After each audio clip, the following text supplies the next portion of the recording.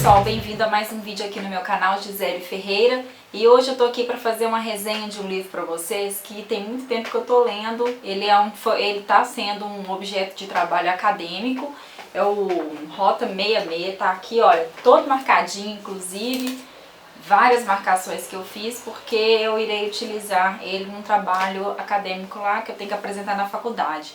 Mas eu vou fazer a resenha para vocês aqui, com muitas anotações, inclusive.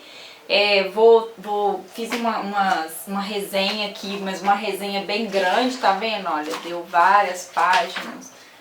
Então, deu várias páginas essa resenha. Eu vou tentar falar alguma coisa aqui. Acredito que vai ficar um pouco grande, porque é um livro-reportagem.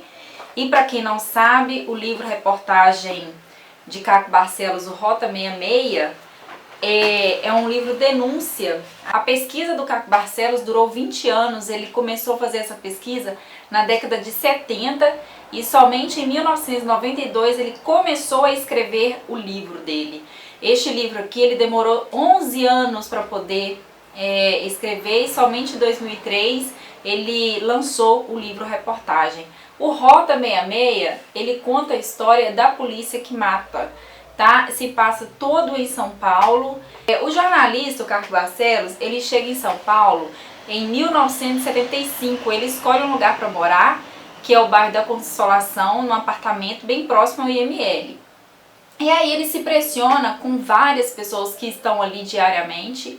E ele passa a observar e entrevistar essas pessoas no pátio ali do necrotério. E aí ele começa a formar sua pesquisa também no jornal Notícias Populares, que noticiam lá, um jornal Notícias que veicula noticiários de tiroteios, de mortes, e essas informações do jornal, elas são baseadas em boletins de ocorrência, e nesses boletins de ocorrências trazem os nomes, nesses boletins de ocorrência, que são os documentos oficiais da PM, eles trazem os nomes de militares. Naquela época, a polícia informava aquilo que ela queria informar. Eu acho que ainda hoje é assim, tá? Não acredito que mudou, não.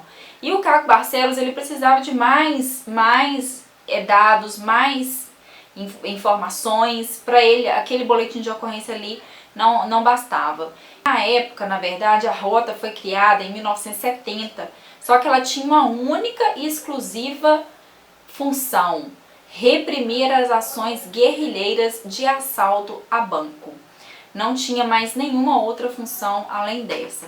E isso explica para o Caco Barcelos, isso explica que os matadores da PM, depois da guerra contra a guerrilha, passaram a usar os mesmos métodos utilizados, mas para poder matar pessoas que eles suspeitavam. Tipo, eles achavam que uma pessoa era suspeita de algum crime, iam lá e fuzilavam essa pessoa. Linha de justificativa que a PM dava, né? Que a PM desconfiava da pessoa, a pessoa fugia, depois a pessoa se revidava com tiros, mas a coisa não era muito bem assim, né?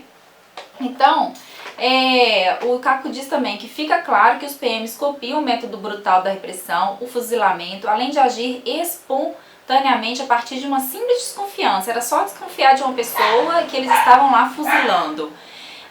A maioria tinha ficha limpa, eram trabalhadores, poucos eram desempregados ou estudantes, todos mortos sem terem ter sido presos uma única vez.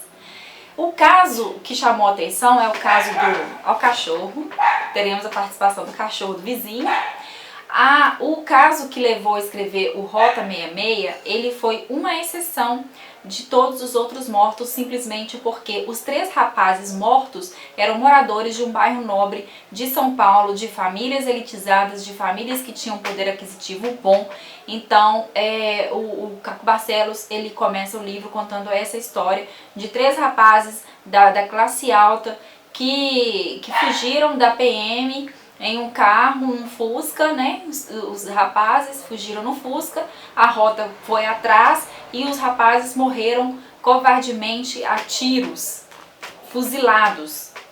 E ainda foram colocados como, no inquérito deles lá, no boletim de ocorrência, eles que eram a vítima, eles foram colocados como os autores, então, enfim, era tudo muito distorcido. Aí a Justiça do Estado de São Paulo, com base nas investigações, manda os 5 homens lá do Rota 66, do caso do Rota 66, a julgamento em júri popular. Julgamento popular. O júri popular é aquele em que a pessoa senta lá na frente dos jurados e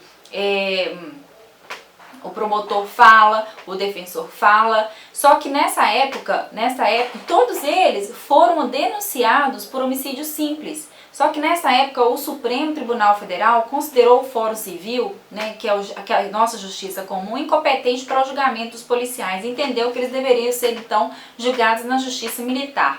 O que aconteceu? O juiz, né, lá na época, formado por majores e tenentes da própria polícia, considerou eles inocentes e absolveu o caso, e o caso ficou por isso mesmo. Não teve nenhum preso, nenhum condenado, o caso ficou impune. Então são inúmeros os casos em que a corporação executa sem necessidade, diante de familiares, uma pessoa encenando, depois de uma ajuda humanitária, levando na viatura já o morto ao hospital. Tipo assim, eles acabavam de fuzilar e eles encenavam, eles mostravam, fingiam que estavam socorrendo a pessoa que já estava morta há muito tempo e levavam para o hospital e chegavam lá e descarregavam os corpos. E aí eles violavam a cena do crime também, o que permitia, o que dificultava o trabalho da perícia da Polícia Civil. E, enfim, também tinha sessões de torturas, falseamento de provas, era comum naquela época. Eles tinham o hábito, o Caco Barcelos mostra que eles tinham o hábito de perseguir pessoas inocentes. Eram pessoas do perfil de estudantes, trabalhadores, pobres, negros, pardos, de pouca escolaridade, vivendo na periferia da cidade de São Paulo, sempre mortos por muitos policiais. Eles eram, assim, perseguidos mesmo. Eles viam o pessoal da rota, essas pessoas viam as pessoas da rota, os militares, e quando eles viam esses militares, eles já corriam, porque eles já tinham a ideia, já sabiam que a rota matava. Então eles corriam simplesmente pelo fato de já saber que a rota matava. E também teve casos de eles não correrem e mesmo assim os policiais ainda matarem. É um livro muito chocante mesmo. E os poucos policiais que chegaram a ser julgados tiveram seus processos arquivados. E antes disso eles gozavam ainda de uma ficha disciplinar impecável pela Polícia Militar de São Paulo, né? Os entrevistados de Caco, já que ele não tinha esse acesso permitido frente a frente com os comandos da PM e também com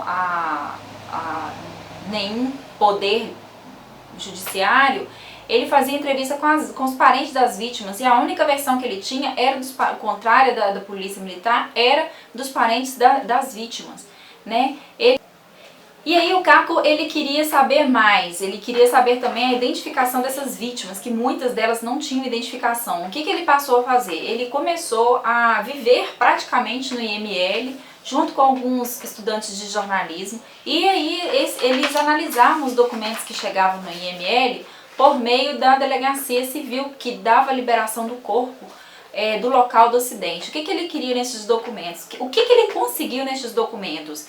Que tinha lá o exame de impressões digitais, o que permitia um perfil da vítima com o nome, filiação, idade, naturalidade e às vezes a profissão, tá? Outro dado importante aqui, que aí são dados mesmo que eu achei interessante falar, porque envolve aí eras governamentais, eram políticos que na época governavam, e eu vou fazer a questão de citar aqui também, né? O mais notório incentivador foi o Paulo Salim Maluf, governador de São Paulo de 79 a 82.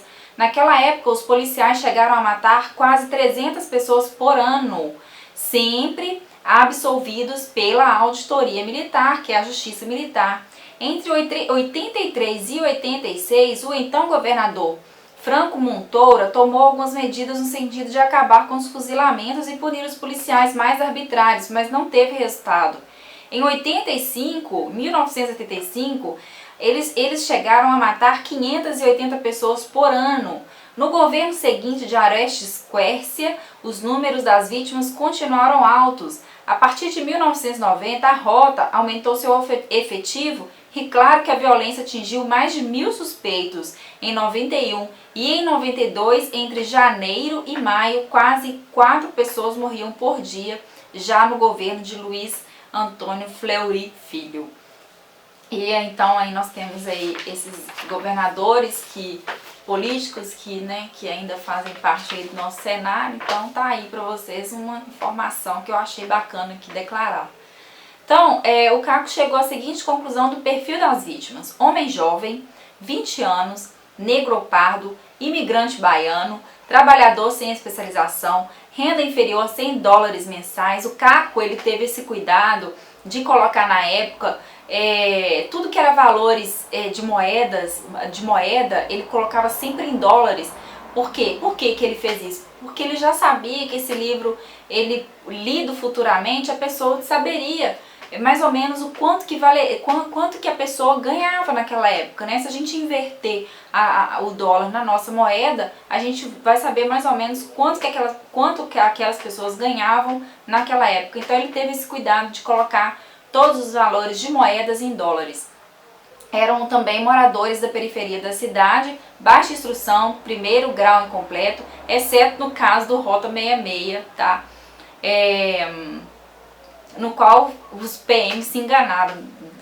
O caso Rota 66 foi uma exceção de engano mesmo. O Barcelos, ele reconstitui diversos perfis de policiais envolvidos. Muitas vezes os matadores são incentivados pelo comando a matar criminosos. No livro, gente, tem várias partes aqui de comando do alto escalão da PM, exaltando o policial matador, o policial que mata mais de 45 pessoas, dizendo que o policial estava agindo no estrito dever legal, não sei se é assim que pronuncia mesmo a palavra, a frase, não sei, mas eles estavam no direito de matar, eles estavam agindo com legítima defesa, mas assim, e isso fazia com que eles matavam mais e acabaram criando discípulos disso também, tá?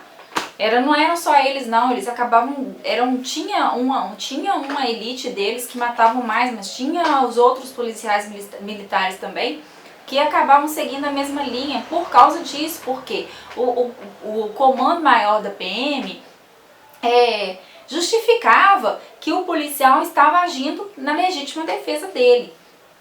Outros casos revelam o prestígio que chegavam a alcançar através da publicação da própria fama, como radialistas ou por meio de imprensa que costuma cobrir preferencialmente crimes na cidade, policiais da corporação. Aquela imprensa que só cobre aquilo que a polícia quer que noticia, né? Isso a gente vive hoje em dia também.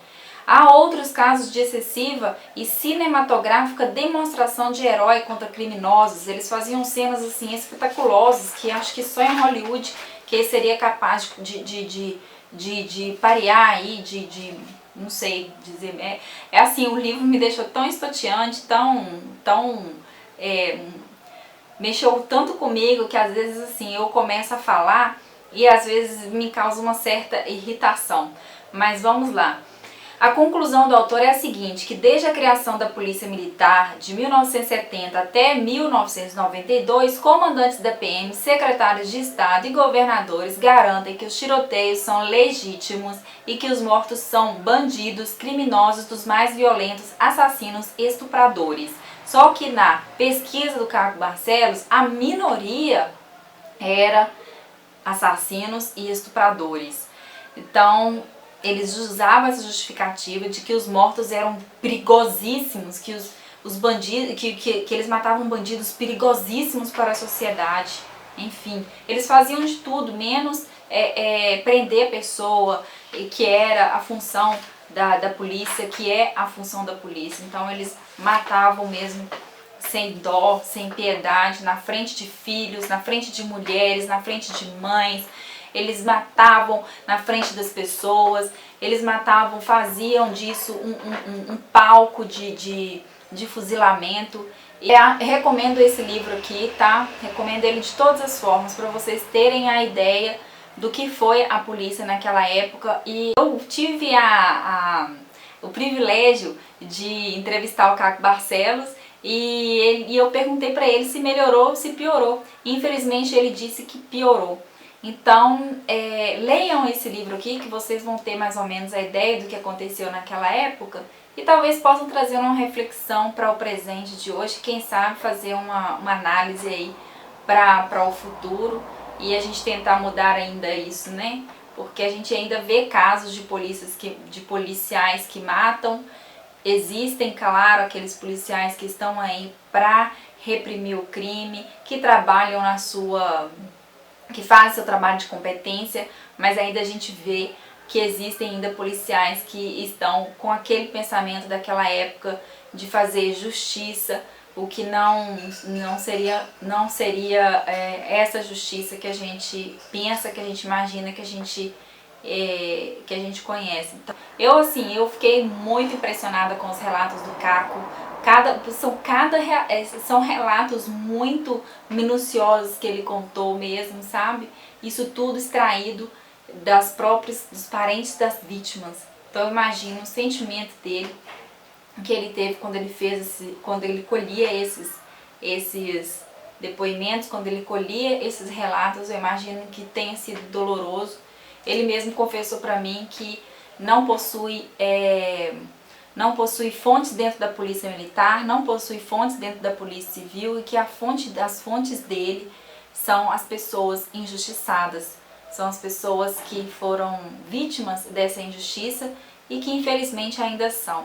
Eu deixo aqui a minha opinião sobre isso. Não sou a favor de justiça com as próprias mãos, não sou a favor da polícia que mata, não sou a favor disso, sou a favor de melhorar o sistema, nosso sistema penal, nosso sistema prisional e para combater a repressão, combater o crime, mas jamais uma polícia que mata.